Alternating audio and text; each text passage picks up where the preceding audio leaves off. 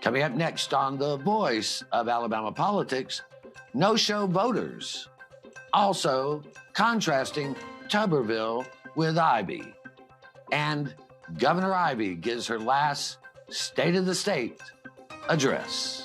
It has been the men who have done the pillaging and the beheading and the subjugating of whole races into slavery. It has been the men who have done the lawmaking and the money-making and most of the mischief-making. So if the world isn't quite what you had in mind, you have only yourselves to thank. I love strong women. We salute you, Governor Ivey, and God bless. All this and much, much more coming up next on The V.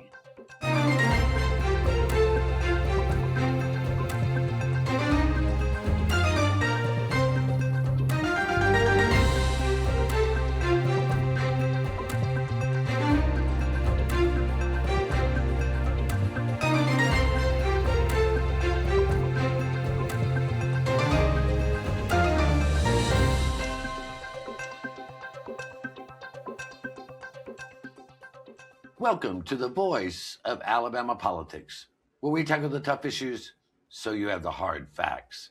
I'm your host, Bill Britt, and as always, I'm joined by Susan Britt, research guru extraordinaire, and Josh Moon, columnist at APR and investigative reporter, and a man that makes Vin Diesel tremble. Welcome, Josh. Nice. I do, in fact, make Vin Diesel tremble. Yes.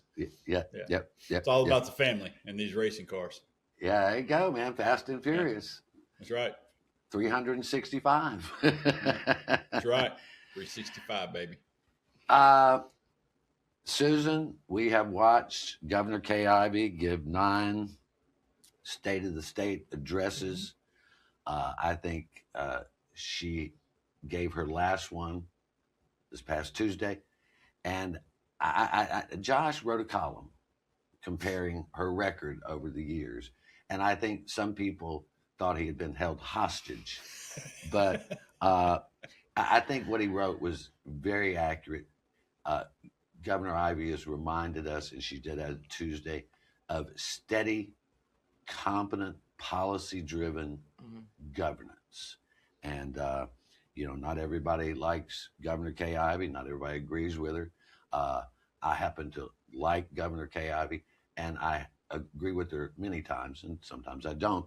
But what I do admire about her is that she has been a steady hand on the tiller of the ship of state for 9 years.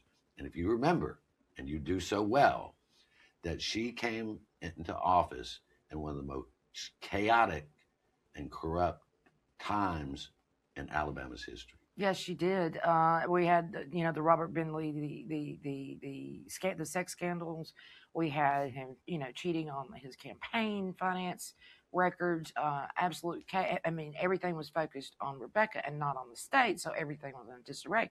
And she came in and steadied the ship. She really did. Even to a point, one of the things I really admire about her leadership was during COVID.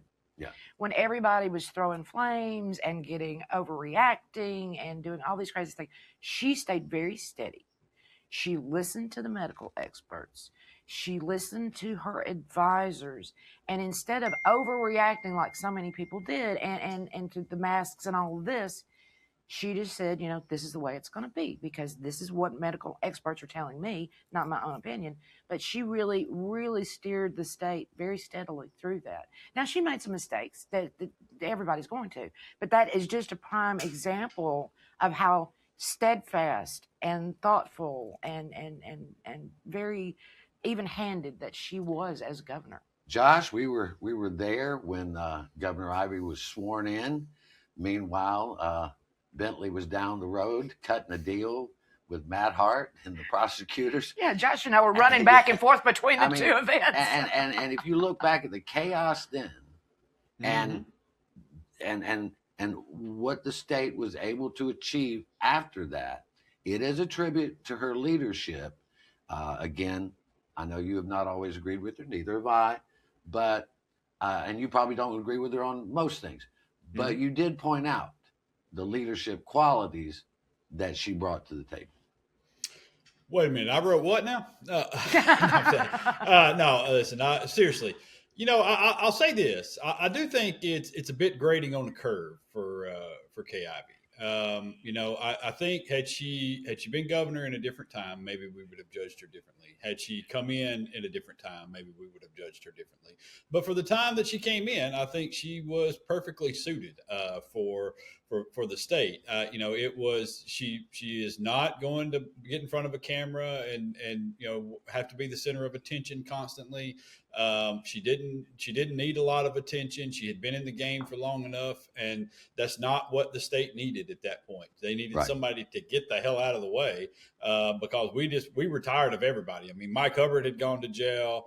Roy Moore and all that was taking place. And then we had Bentley and the ickiest sex scandal I've ever reported on in my life. But, it just at that time, Kay Ivey came in and did some good things. And as she's governed in the time of Trump, which has been, my God, what we wouldn't give for Trump to just go away for a few days, and I think that has also aided in the way people think about her. They appreciate the fact that she is not in front of a camera, not lying constantly, not lobbing bombs at political opponents, not, having to be the center of attention constantly about stuff. And she has done some good things. And I think she has helped the state overcome some of the more embarrassing Republican ideas and legislation that we have passed, because she's been the face of the state and people respect that. Like I said, there are a lot of things to disagree with her on. The fact that she allowed them to put her name on a mega prison that is atrocious while not doing anything to help the guys that are inside those prisons is something that will, I think, dog her forever. But and not expanding Medicaid and not doing much for rural health, I think, is something else that's going to be a problem in the future. But you're right. Overall, I think that Kay Ivey has been about as good as we could expect and better than we could have probably expected during this time. We only have about a minute and a half, but I wanted to get to the contrast in substance and style of what could be our next Republican governor as compared with Governor Ivey. Tommy Tuberville is the favorite to win the Republican primary. And when you look at his style, Susan, it could not be more different than Kay Ivey's. There is no plan that we can discern. He is a bomb thrower. Mm-hmm. He was a bomb thrower in the Senate, an obstructionist. Mm-hmm. He says provocative things with no evidence whatsoever. And so our choice, if he becomes a Republican governor, is to see a governor who dictates like Trump does, mm-hmm. and who says things without evidence in such a way that is going to make the state the laughingstock of America. Again. And you're absolutely right, because all he's going to do, we've seen his performance. We know what's going to be coming here. Obstructionism, like you said, bomb throwing, all of that, with no policy to back it up, with no plan for how to move the state forward.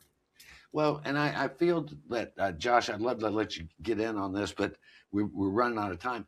But what I'm afraid of is that we're going to go from this steady leadership mm-hmm. to, if Tommy Tuberville is elected, to going to chaos. It's exactly and I don't think Alabama's reputation needs any more damage than it has been inflicted upon it in the past. We're going to leave it right there. You're watching the voice of Alabama politics. We'll be right back.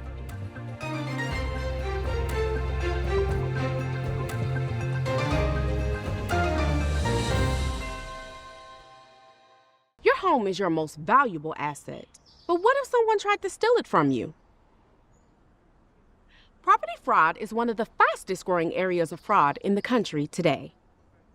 As a district attorney, I've seen firsthand the devastating effects of property fraud. That's why I'm proud to support the Montgomery County Probate Court's REACT program. REACT is designed to protect your property and to give you peace of mind. By signing up, you'll receive an email notification if a document is filed against your property. This program is a game changer. It has the potential to prevent fraud and protect countless homeowners throughout Montgomery County. So don't wait. Sign up for React today and protect your home. Protect your home with React. Sign up today. Alabama has a hands-free driving law, and that means you can't hold your mobile phone while making a call. Oh, and no writing messages, recording, or watching videos either. Plus, you can only use a single button or swipe of a finger to answer a call. So what's a driver to do?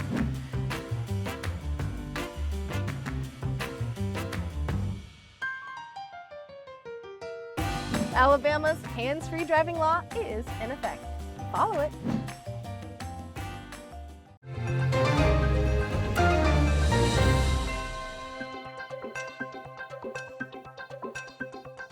Welcome back to the voice of Alabama politics. Right now, we are seeing protests all across the country after the killing of Renee Nicole Good.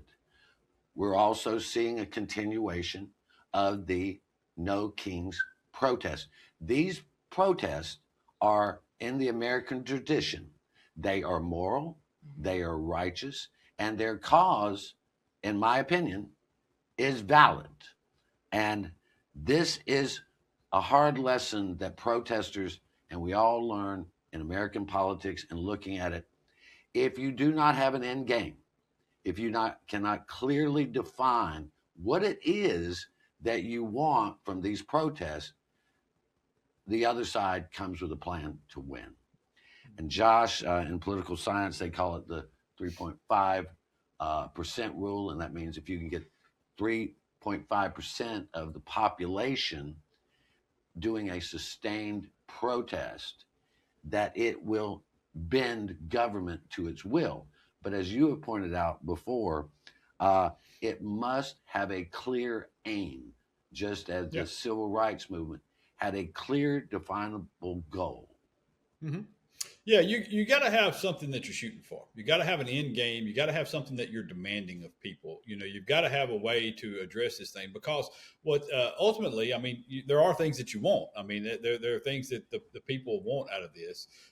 You know, and we can't just say end fascism. You know, I mean, that's just not really something that you can grasp onto. There's got to be a set of things that you can list out. Here's what we want to happen out of this. Here's what we're wanting people to latch onto and say that we want at the end of this, and something that I think that the protesters can grab. Because if you don't do that, then the other side is not just going to vilify you; they're going to define your protest for you, and that's what you see happening from the right out of a lot of these protests. Is they're protesting on behalf of illegals and and rapists, and and it's that the reason they're able to do that successfully is because you haven't defined appropriately what it is that you're shooting for at the end of these things. And I think that there are some worthy goals that are out there. They just need to float themselves up to the top, and they need to be more specific. You need to get some Democratic lawmakers to put them on paper somewhere and say, here's what we're shooting for. This is what we want out of these things. Yeah. I mean, Susan, let's go back to the civil rights movement. Mm-hmm. They didn't ask for some abstract dignity. Mm-hmm. They asked for voting rights and desegregation, something that was clearly definable. Exactly. And then they went and asked the courts and the legislature and people to write it down. And this is what we want. Right. Because they had specific goals in mind. They were able to achieve those goals, even though we're still fighting for them to this day. But like with Black Lives Matter, they didn't really have a direction other than police brutality. They didn't have like demands written down on paper. And we ended up with DEI and CRT out of that. That was the Republican response to Black Lives Matter. So in order to not let them redefine the movement, in order to actually achieve something, they're going to have to, as you guys are saying, let's define what that is. Let's write it down on paper and say, this is what this movement is about. Because if you don't, you're not going to get anywhere. Well, once you get, and let's just break it down. Once you get around 12 million people in the United States determined to bend government to its will, it will happen.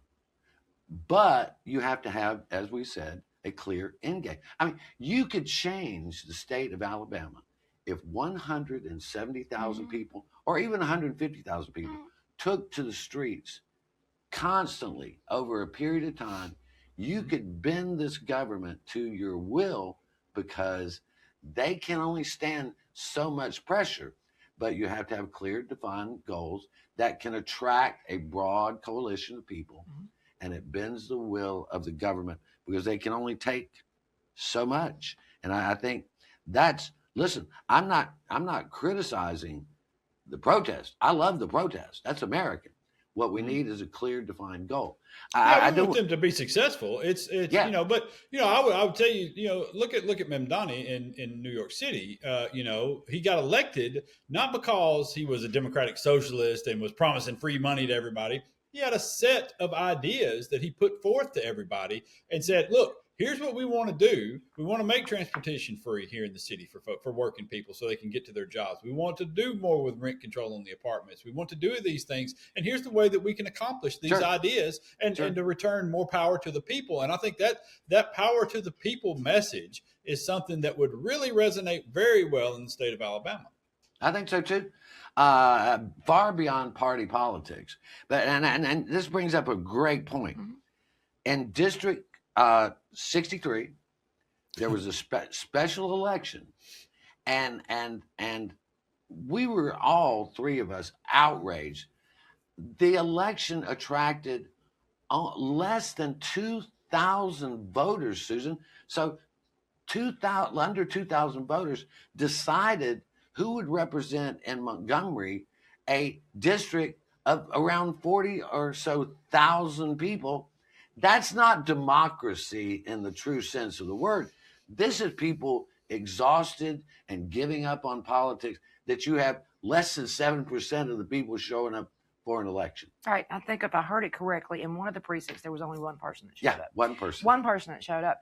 And that goes back to our previous discussion here, in that if you can't get people involved in voting, you can't make a movement. You can't even get them fired up enough to join a protest.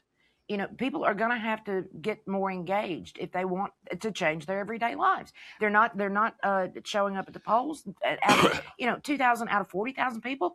That is ridiculous. I mean, Josh, to me, and you and I have talked about this is also a failure of leadership to organize people to get out the vote.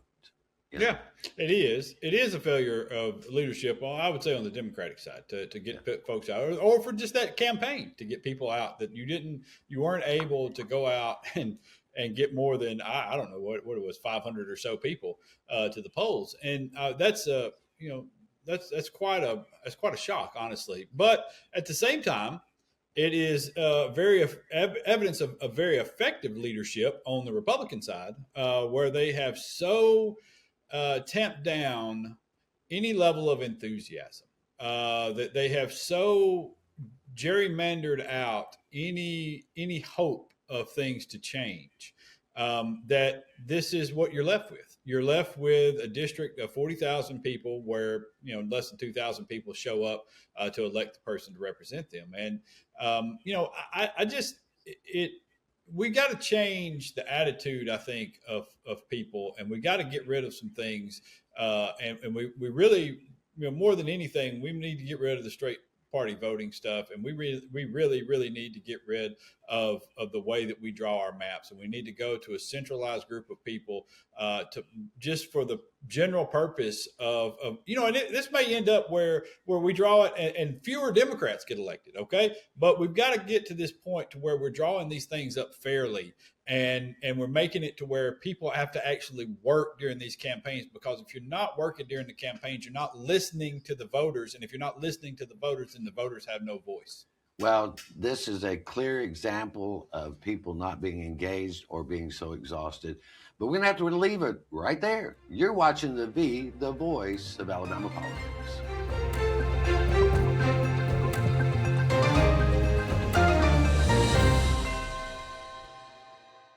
Alabama has a hands-free driving law, and that means you can't hold your mobile phone while making a call.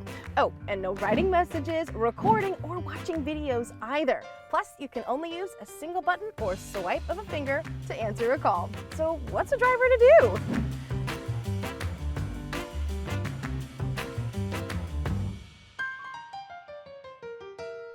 Alabama's hands-free driving law is in effect. Follow it.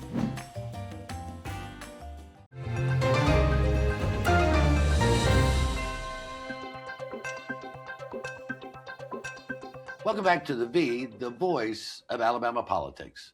Now, I do not know, and I cannot predict. I do not own a magic 8-ball. But Ron Sparks, the former head of agriculture and industry for 2 terms, is qualifying. He's already qualified to run again. Now, this is not 10 years ago. But when Ron Sparks ran the last time, he won 62 out of 67 counties, even though Bob Riley, a Republican, was elected governor, and the shift to the Republican Party had begun. It had not finalized, but it had begun. But it was beloved, and it still is beloved by the farmers in this state. So, Susan, I think he's going to shake up that race. He is going to shake up that race, and I'm very excited that Ron Sparks is getting into it. My family spent some time in the farming industry here in the state, chicken farms and hog farms and such. And the way he approaches it is really from the standpoint of, let's help the farmers, from, helping with food safety to, making sure there's not theft or fraud in the market and things like that. He really takes this job seriously. And this is a critical time for Alabama farmers. I mean, they're in a crisis right now because of all the stuff that's going on nationally, and they need his attention. And I think there'll be some relief there for a lot of farmers that he's actually in the race. Josh, Tommy Tuberville was at an event the other day where he acknowledged that we would lose between 20 and 30 farms in Alabama in the next 20 year. and 30,000 farmers total across the country. I'm sorry. Yeah. Okay. Yeah. 30, I said that wrong. Thank Yeah. you. And his response to that was that we have to buckle down and pray. Yeah. Now, I'm not against prayer, but in my world, prayer means actions. And I don't know how you buckle down to pray, but anyway, that was his answer. Yeah, well, thoughts and prayers. Thoughts and prayers, they give those out a lot for the more serious problems that the country faces when they don't actually have a solution for it. No, listen, I posted something on social media the other day about Ron Sparks and the way he will test Alabama's team politics that we're so into now, where we're voting for party over the person, and because a lot of farmers, you're right, love Ron Sparks. They know him as the guy that came to their farm back during droughts, and they had the guy that showed up on their doorstep, the guy that made sure that they had what they needed, the guy who took the job seriously. And I'll say I think he's has been a lot like our current one with Rick Pate. I think they think a lot of these two guys, and I think they would be happy to return to Ron Sparks. And I'll say, I assume the Republican is getting the nod from Alpha or whoever they're recommending at this point. But if I'm a farmer and I take a look around at what the hell's happened over the course of the last few years, and look at the way the state of farming, and look at the way the tariffs have harmed us, and look at the way that so many people have turned their backs on us, I think I'd choose somebody else. I think I'd go a different direction, or at least pick somebody I know was there to help me when I had a crisis the last time. And I think Sparks is going to have a real chance in this. I wish he'd grow the mustache back that he had. I think that would be. I forgot about the I mustache. I did too. Yeah. Well, Right. the mustaches are in now. Yeah, they are. That's right. Yeah. But I mean, Ron, leave it alone. Don't listen to them. Let's just speak the truth here. Farmers have been booed, screwed, tattoos, my old pappy used to say, and nobody cares. And Alpha, if they really cared, would want to be looking to somebody like Ron Sparks. Alpha's interested in Alpha's power. They're not, look, they're out for the farmer. I get that. But not when you back somebody just because they're party label. Remember, 16 years ago, everybody in Alpha was a Democrat. Yes, they were. That's Back, right. when, Democrats. back when my parents were farming, Alpha was actually there for the farmer as Yeah. Democrats. But they changed their skin. This is not the same Alpha. They shed that skin, being nice reptiles, and grew some Republican skin back. How about doing something for the farmers? But anyway, now we were told that there would be no silliness and no buggery of the world at this session. But Josh, they want to pass a law that makes ivermectin and that hydrochloroquine over-the-counter Chloroquine. whatever that. Pretty close. Quinn. Pretty close. Close. Pretty Anyway. close. Thank God I'm not a Caroline pharmacist. Dalton's not pushing this. Yeah. So, it's, so no, you can you're buy right. it over the counter, without a prescription. It's to treat parasites, and it's. Well, I mean, maybe FDR Jr.'s behind this. He needs because he wanted to, worms in his brain brain. Yeah.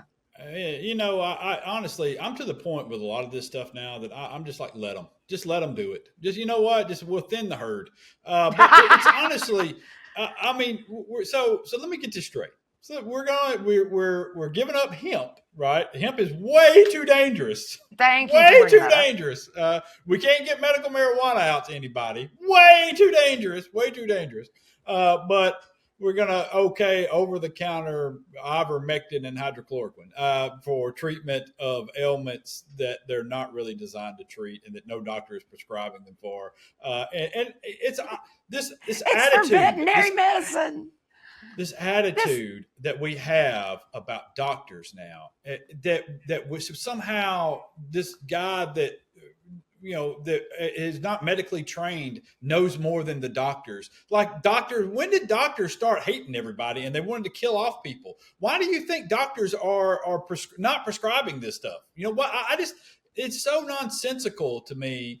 And if you sat around and thought about it for just a second, I think it would be nonsensical to most people with working brains. Well, but if you have a brain worm and you've elevated steak to the top of the food pyramid, maybe you need that ivermectin. But, this is just silly Bill, and silliness begets more silliness, and they're just pandering to the base. But anyway, what are you going to do? This is what we got. I'm going to have to leave it right there. Get rid of them? What? Get rid of them? Get rid of them. That's hard to do. Anyway, you've been watching the voice of Alabama politics. You watch us because we watch them.